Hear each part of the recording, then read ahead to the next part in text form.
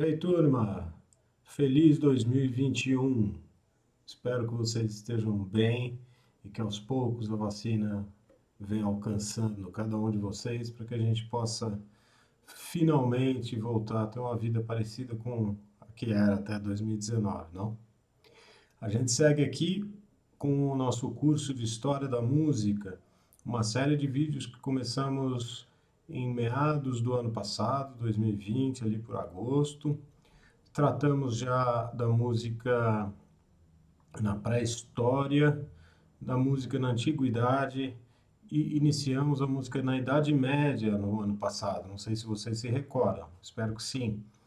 Falamos aí do canto-chão, da notação neumática, falamos da liturgia das horas, falamos de Guido d'Arezzo e a sua mão guidoniana. Terminamos o ano com alguns apontamentos sobre música profana, música das ruas, não é isso? Então a gente segue com a Idade Média e eu espero que esse ano a gente possa ir bem adiante, chegando ali até o Romantismo, espero, século XIX. Vamos ver se dá tempo e se a gente consegue manter a regularidade que a gente vinha mantendo, tá bem? Toda semana, direitinho. Vamos ver se dá certo. Na aula de hoje, Lucas Rocha vai falar para vocês da missa. O que é que missa tem a ver com música? Vocês vão descobrir como a missa levou um tempão para ser formada. Essa missa mesmo que a gente vai na igreja rezar domingo, a missa católica, evidentemente, não? O que isso tem a ver com música e como isso se tornou uma forma musical que atravessou aí já mais de um milênio, não? Aí desde Palestrina, Johann Sebastian Bach, Mozart, Beethoven, Bruckner, Stravinsky, até mesmo o nosso Heitor Villa-Lobos escreveram missas e se dedicaram a essa forma. Vamos saber um pouco mais disso aí. Vai lá, Lucas. Não seria exagero dizer que daria para fazer um curso inteirinho só sobre a história da missa. Foram necessários mais de 1000 anos até ela se consolidar em uma estrutura mais ou menos padronizada. Mas alguns dos elementos que fazem parte da missa já estavam presentes nos cultos das primeiras comunidades cristãs que se formavam pelo mundo. Muitos destes elementos tinham origem na tradição judaica, e alguns deles são a primeira parte da missa ser constituída de leituras, orações e cantos, principalmente com o objetivo de repassar um pouco dos dogmas e dos ensinamentos que faziam parte do cristianismo.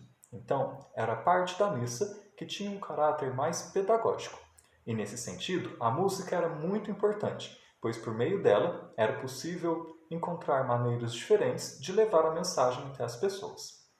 O outro elemento é que a segunda parte da missa era constituído de um momento de bênção dos alimentos e também de reconhecimento do sacrifício necessário para que fosse feita a expiação dos pecados e a sua remissão. E o terceiro elemento, que já se encontra também na tradição judaica, é a função complementar da oração pessoal e comunitária. A comunidade ela se torna um elemento importante para o desenvolvimento da fé.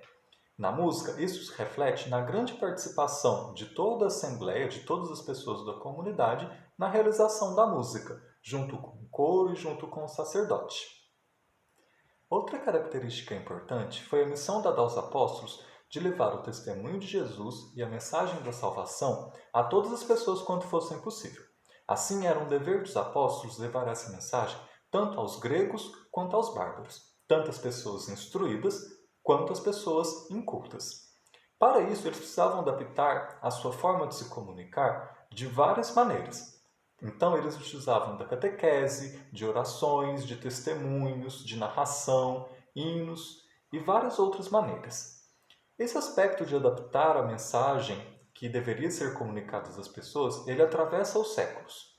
E quando se tem as igrejas como templos, a gente vê isso se manifestando desde sua arquitetura externa, com várias decorações que remetem momentos e passagens bíblicas, até a sua arquitetura interna, onde a gente consegue observar como uns elementos da decoração, entre os quais estão os vitrais.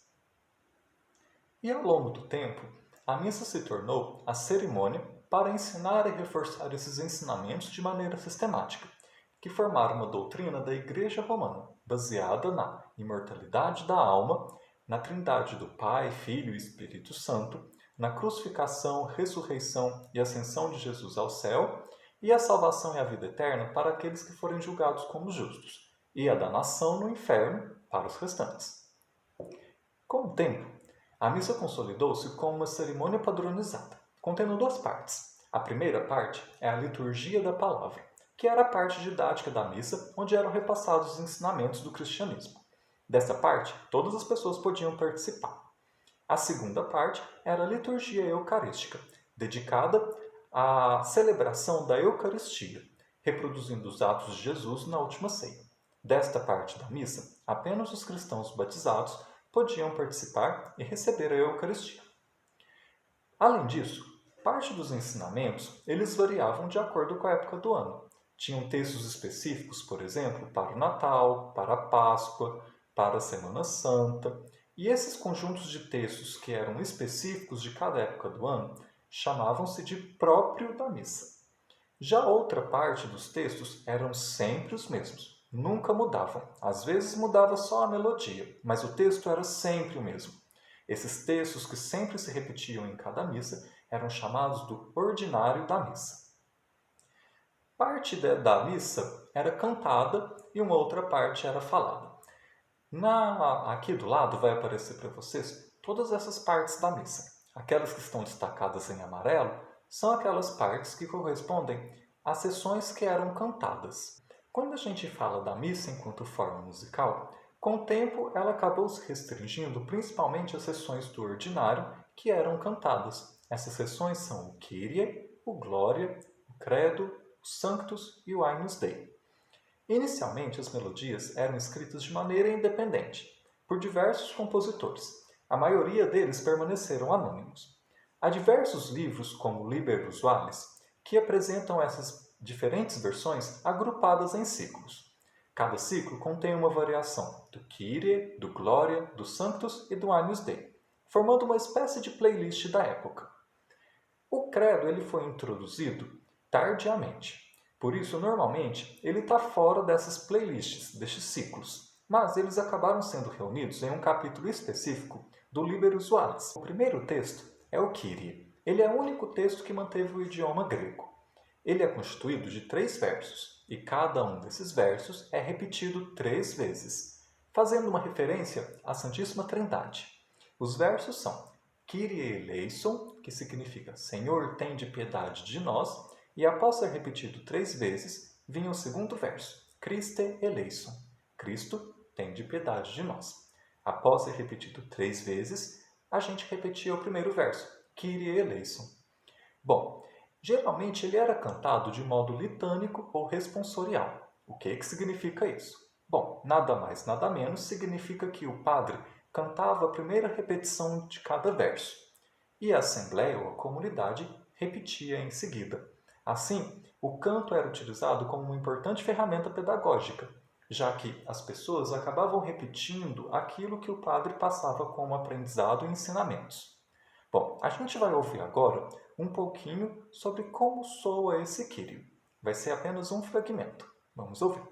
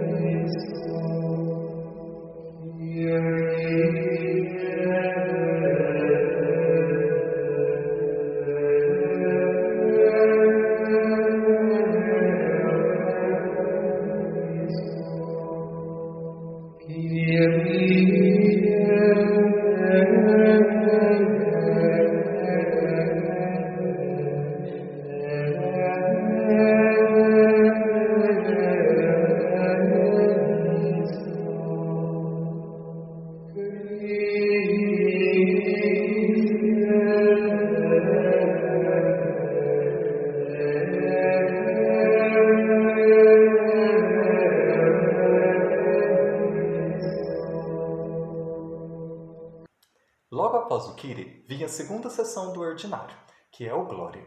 O texto do Glória inicia com aquele texto famoso do Gloria in excelsis Deo et in terra pax omnibus bone voluntatis.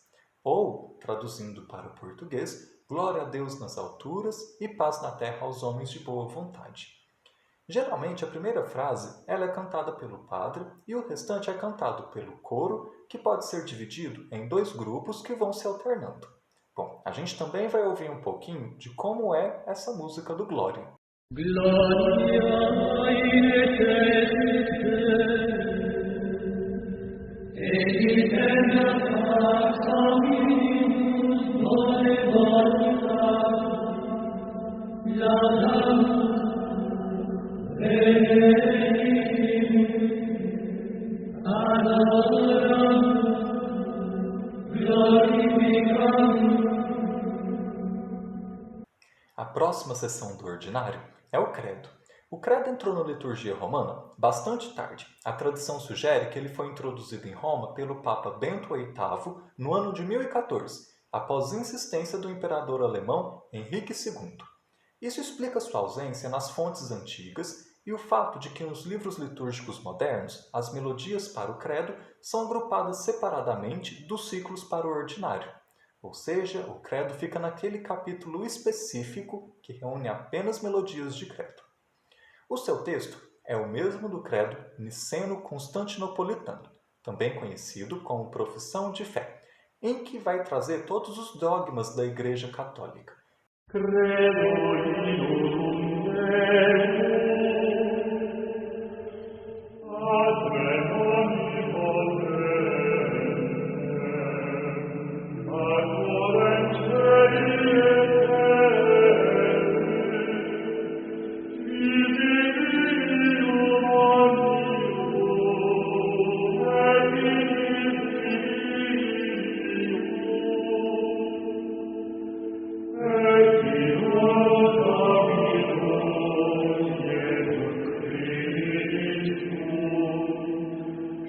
A próxima sessão do ordinário da missa é o Sanctus. O Sanctus normalmente era cantado por todo mundo da igreja, tanto pelo padre quanto pelas pessoas que estavam sentadas e assistindo à missa. Mas lá pelo século VIII, ele passou a ser cantado principalmente pelo coral. A tradição ocidental deixou pelo menos 231 melodias dos santos, e a composição dessa seção específica da missa atingiu seu auge nos séculos XI e XII e depois no século XV. Foram os momentos em que os autores produziram mais melodias para os santos. O texto, como o próprio nome diz, destaca a santidade de Deus. E a gente também vai ouvir um trechinho de como soava os Sanctus.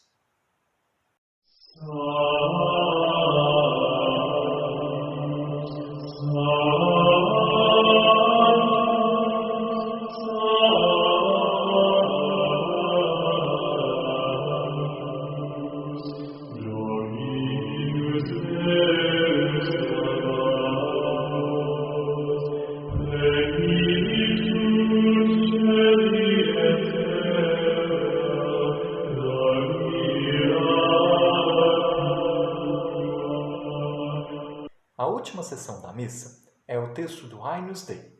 Ele foi introduzido na liturgia romana pelo Papa Sérgio I no ano de 701. Ele havia entrado em uso algum tempo antes em várias igrejas ocidentais, assim como o Kyrie, com o qual o Agnus Dei tem várias semelhanças.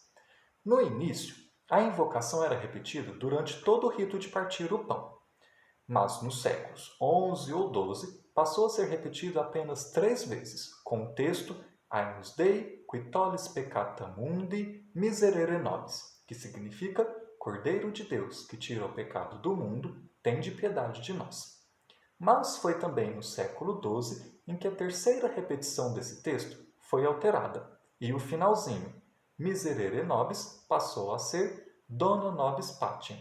E aí o texto passou a ser traduzido como Cordeiro de Deus, que tira o pecado do mundo, dai-nos a paz. Isso somente no terceiro verso.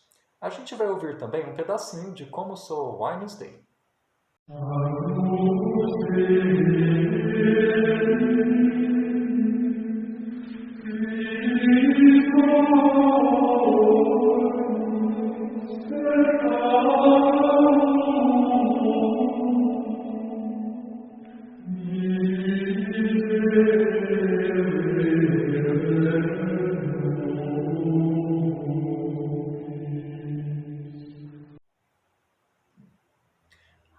você já conhece o ordinário da missa, que aparentemente nunca sofreu alterações, você vai conhecer a exceção. Trata-se da missa de Réquiem ou missa dos fiéis defuntos, ou seja, uma missa que era celebrada quando alguma pessoa morria. Nessa missa, dado o seu caráter de luto, haviam algumas alterações em relação ao ordinário. A gente vai conhecer algumas dessas alterações. A primeira são as exclusões. No caso, o Glória não é cantado na missa de Réquiem. Além disso, a gente tem a inclusão de algumas novas sessões dentro do ordinário, que são o texto de introdução, do qual a missa de Réquiem recebeu o nome, que era um texto que iniciava pela frase Réquiem a eterna dona eis, conceda-lhe o descanso eterno. Outras edições incluem o Lux Eterna, que é luz eterna, o Libera-me, que é me liberte, e a sequência Dies Irae, que significa dia da ira. E além dessas inclusões, haviam algumas adaptações. Por exemplo, no Agnus Dei, ele tem o segundo verso alterado e passa a ser Agnus Dei, qui tollis peccata mundi, dona eis, requiem sempiterna. Para que não fique um vídeo muito grande, a gente não vai ouvir aqui como é uma missa de Réquiem, mas você pode procurar aí no YouTube. Além disso, no final desse vídeo, vou deixar uma lista com algumas missas que você precisa conhecer. Depois que a gente já viu um pouquinho sobre o ordinário da missa e sobre a missa de Réquiem, é hora da gente falar um pouco sobre Guilherme de Machaut. Ele foi um compositor e poeta francês que viveu de 1300 a 1377. E o que ele traz de inovações foi o fato de ser o primeiro compositor a compor as 5 sessões do ordinário da missa. Quando ele escreveu a Missa de Notre-Dame, ele compôs um Kyrie, um Glória, um Credo, um Sanctus e um Agnus Dei. Além disso, ele compôs a peça final, o Ite Missa Est, que significa pode ir, a missa já acabou. Bom, além disso, Guilherme de Machaut trouxe outras inovações. Naquela época, já existia a polifonia 3 vozes, que era utilizada no próprio da missa. Mas no ordinário, ainda mantinha-se a tradição do canto gregoriano, que tinha apenas a melodia. Bom, Guilherme de Machaut, ele resolveu trazer a polifonia para dentro do ordinário também. Mas, em vez de escrever em 3 vozes, adicionou ainda uma 4ª voz, para contratenor. A gente vai ouvir agora um pouco sobre como fica essa missa escrita a 4 vozes.